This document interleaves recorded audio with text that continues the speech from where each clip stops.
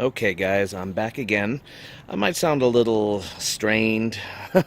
Quite frankly, I'm a bit tired. This is kind of the update to stuff that I missed or might have messed up on my last part on the review on the Ford Fusion Energi, a car that I affectionately call Big Blue. It's actually not a bad car. I think I might have been a little too mean in the review. I'd probably give it closer to a 6, 6.5. It's not a bad car, don't get me wrong. It's actually a pretty good car. I think I was just so flabbergasted by the Honda Insight that this car kind of is just a different kind of car. It's a different animal. It's more a family cruiser than it is an exciting kind of car. But as I said, I may sound a little tired and so forth. Unfortunately, not only am I not getting much sleep, I'm not getting much sleep because I decided to fall flat on my face like a big old fat flounder at work, and I hurt my arm pretty bad, so I'm kind of off work now for a couple of days, trying to heal up and trying to figure out exactly how I'm going to fix this. So as I said, this is kind of an update on things I might have missed, things I didn't say, etc., etc.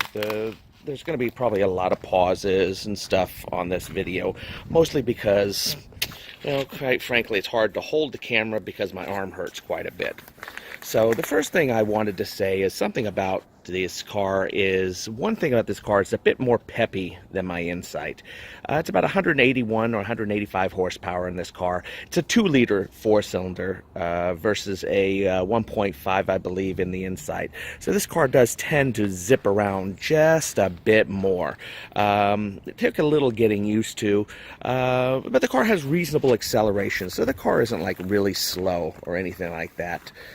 So I really, it's not bad. I've rather enjoyed it. I actually made a list here of stuff that I needed to try to remember, to tell you about on this car, so you would understand some of the things. Most of the stuff, it's going to involve being inside the car anyway to talk about it. So let's go ahead and get inside the car, and we'll go from there. And I'll go over some of the things, like some of the aspects of the cruise control that I didn't go over before, so you can get a better view or idea on this car.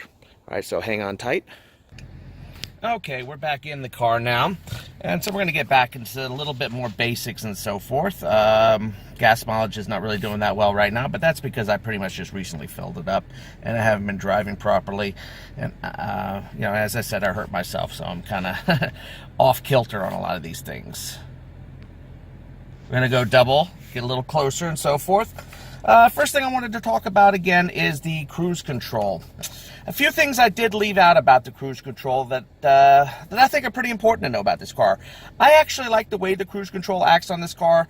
The only negative I really have to say about it concerning it versus the Insight is that if you are driving, you have no one in front of you, and you're on cruise control, and then you stop at a stoplight, without the car stopping itself based on a car in front of it, you cannot just hit the resume button from a complete stop and start forward unless the car stopped because it was following another car. This car, you have to hit the gas a little bit, get up to maybe 5 miles per hour, then you can hit resume and the cruise control will re-engage. So unlike the Insight, which if you stop at a stoplight, you can literally just hit the resume button and it'll resume from a complete stop up forward. This one, you do have to hit the gas a little. Of course, if you do it from a if you're following a car and the car stops and it stops behind it, it will resume either with a tap of the gas or with a tap of the resume button. But I thought it was important for you guys to know about that. I also told you about how well this car keeps its speed going in cruise control, something I really do like about this car. Another thing is that, say you're driving on the highway and you want to pull, getting ready to pull off onto a ramp to get off, you can change your cruise control from, say, like 70 down to 35, and the car, it takes about 2 seconds before it does it, but it waits about 2 seconds, then it'll actually slow itself down very quickly to 35. I'm pretty sure it does engage the brake lights, too. So this car actually will switch speeds very quickly on the cruise control, something I really like a lot, making it possible to have the car really keep you in the proper speed at the proper time under the cruise control. So I found that to be a very, very important thing to know about as well. I like that. Another thing I also noticed about this car that's different about than the Insight is that this car tends to be a lot smoother about the way it brakes when in automatic cruise control, in radar controlled cruise control. Again, please forgive me. I'm really tired. With the Insight, the car tends to really hit its brakes very hard at times, and when it gets really slow, it really tends to really slam on its brakes hard. This car seems to be a little bit more aimed towards comfort. It almost feels like the system in this car is more mature as far as how its cruise control is designed and set up.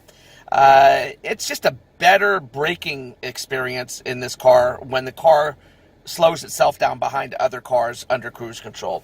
I think that's something very important to know about this car, and I just wanted you guys to know that that's some of the main differences I've seen in the cruise control or in this car. So we're going to pause on that, and we're going to go on to the next bit of items. Now, I did talk to you about the lane keep system and how it doesn't seem to work like it should. Why are you going out of focus? Please go back into focus. What is going on here? Thank you very much. It's getting added. Of course, there goes my gas mileage while we're sitting there. All right. This is really beginning to annoy me. Why does it keep going out of focus? Okay. How the system didn't really... I would drive over the center line deliberately just to see how it would respond. It would never really respond half the time. Sometimes it responds for no reason, at least not in the way you would think it would. It almost as if... I've had times when I'm just driving and I'm going through turns and so forth, and the steering gets really stiff, and then it lets loose. This is obviously the system trying to put you back in your lane. For some reason, I think it thinks you're coming out of your lane, and it's trying to hold you in your lane. This can be a little frightening at times. It doesn't take much effort, but more effort than the Honda. When the Honda starts pushing off in the wrong direction, every now and then when its lane keep assist gets an attitude problem, it's very easy to overcome. With this car, the steering gets a bit on the tighter side, and I really still don't understand why my phone keeps losing focus, but whatever. With this car, it was doing that, and it didn't shake the steering wheel as if it thought it was out of your lane, so I found that a bit disconcerting. And I wanted you guys to know about that as something to know about on this car.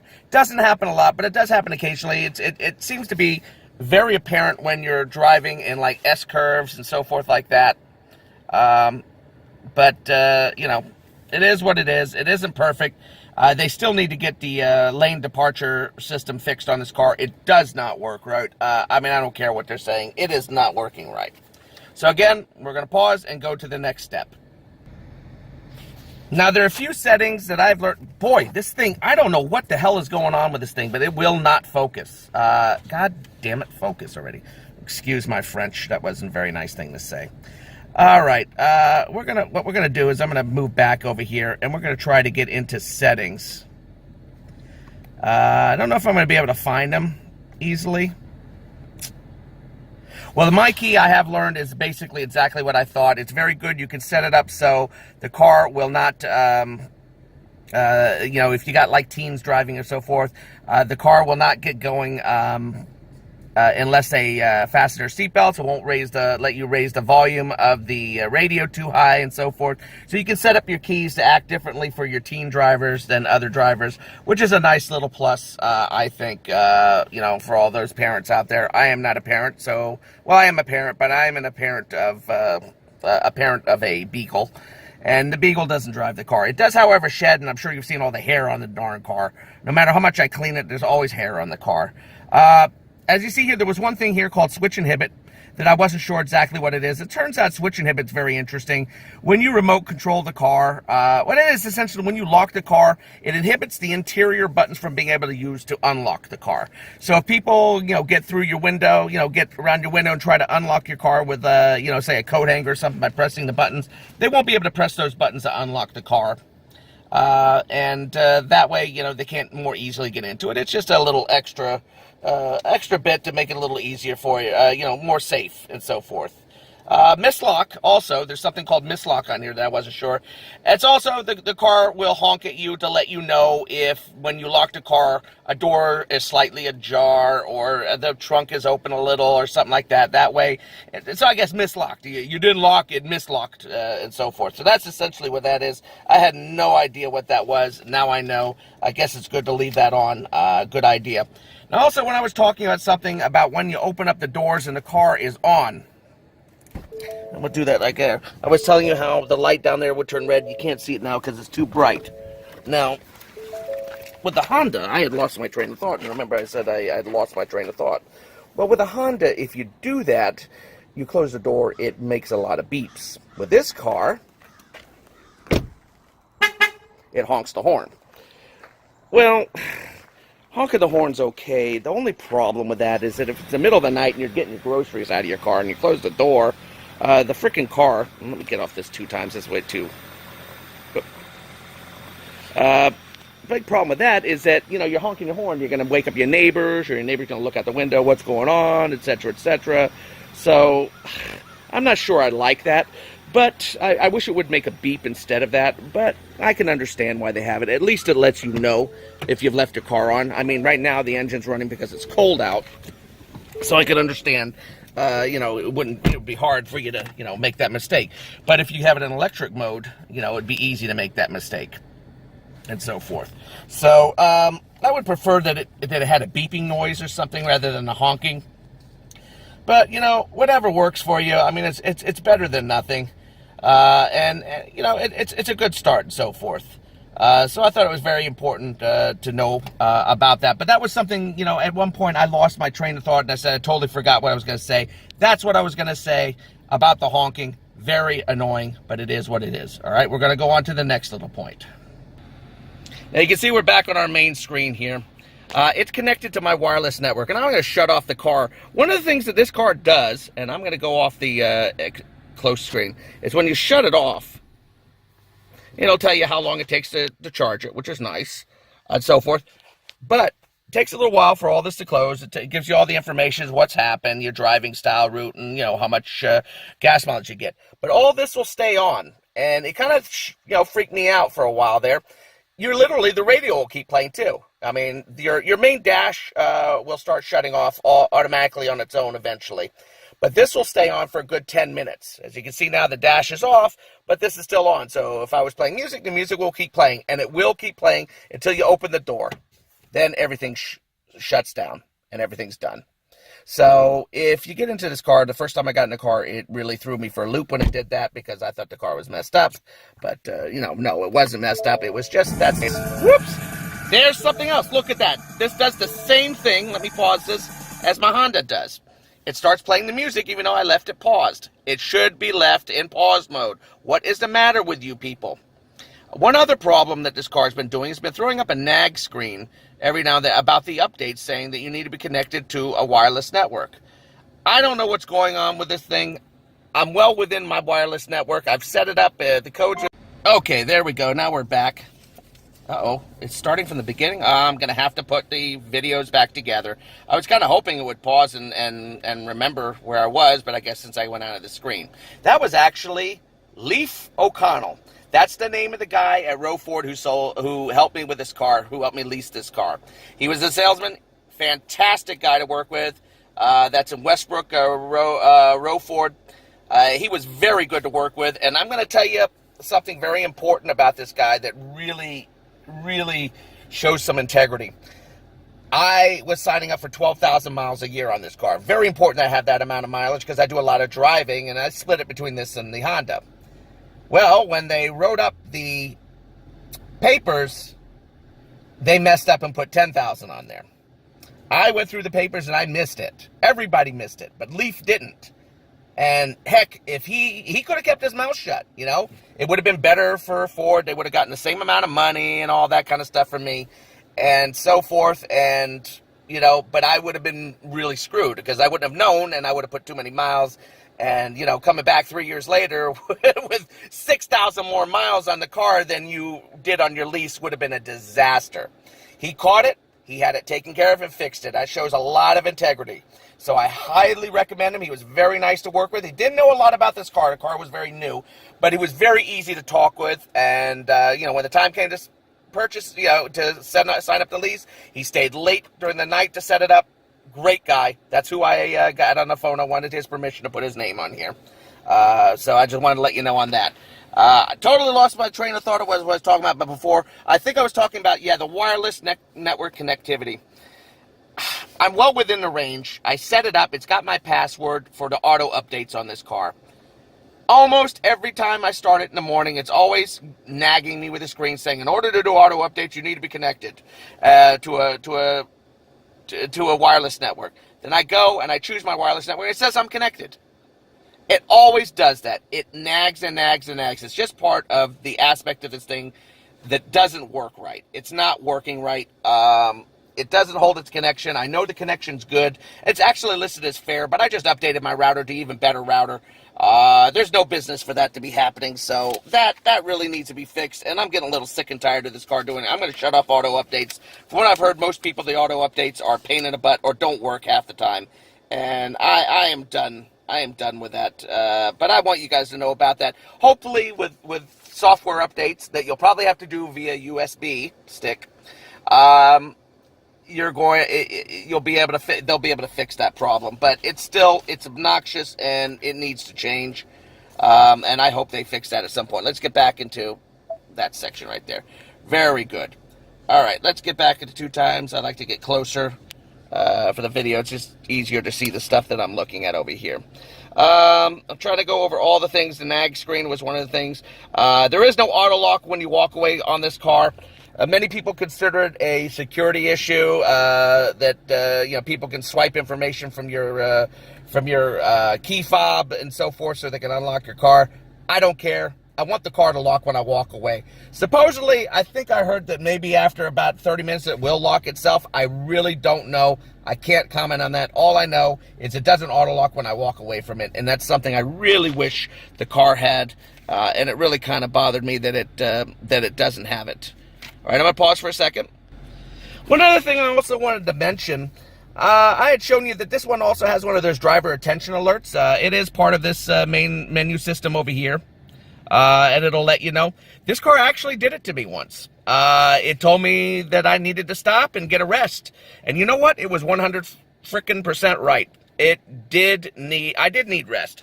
I didn't think I was driving badly. Apparently, I wasn't driving as well as I should because the car must have seen that I was probably not staying as centered in my lane as I should have.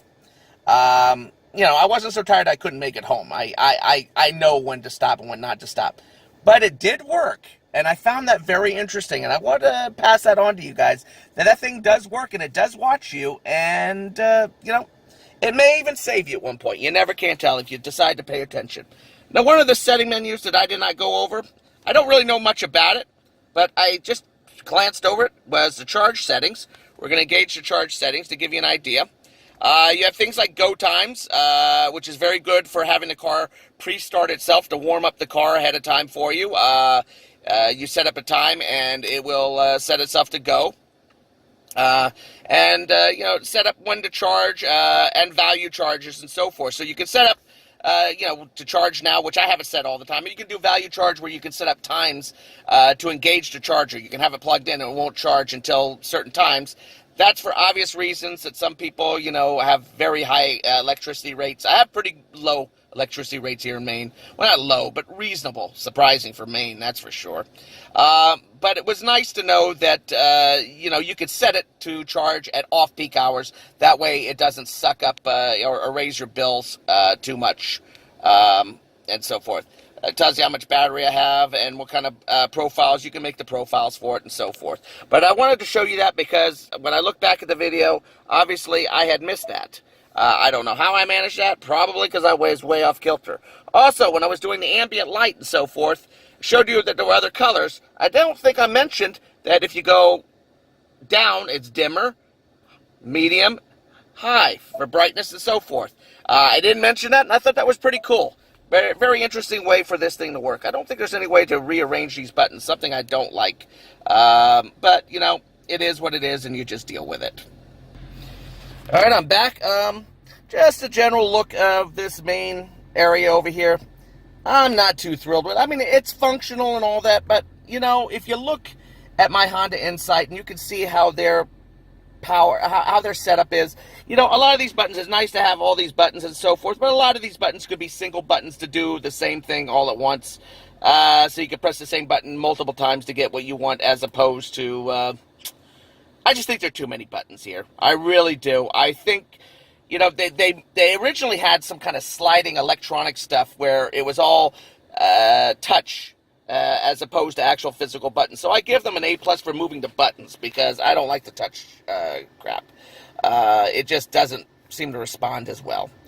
But I think it's too busy, and I think they could redesign this.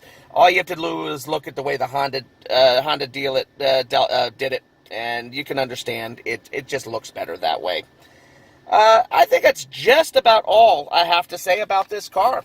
I do like it. I do like it. It's not a bad car. It's just a little on the dull side. I think that's because I was over enthused over my Honda Insight. I'm in love with that car. That car I really love. Let's go ahead and shut it off. As you see, it doesn't shut off. We're going to move on the outside while we do our final notes and give you a final look at the car. It's got a snazzy design. There's no doubt about that.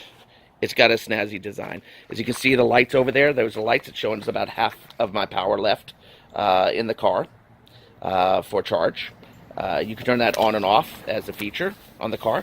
Car is showing a few spots and so forth. Normally, I would wipe the car off. I just came out of a car wash. Normally, I would wipe it off, but unfortunately, because I hurt my right arm, and I hurt it pretty bad at work, I wasn't able to do it. But I'm going to give you one last good look at the car. And I'm going to raise the rating to about a 6.5. I think 5, 5.5, 4.5, or 5, whatever the heck I said before, was a little low. It's not a bad car.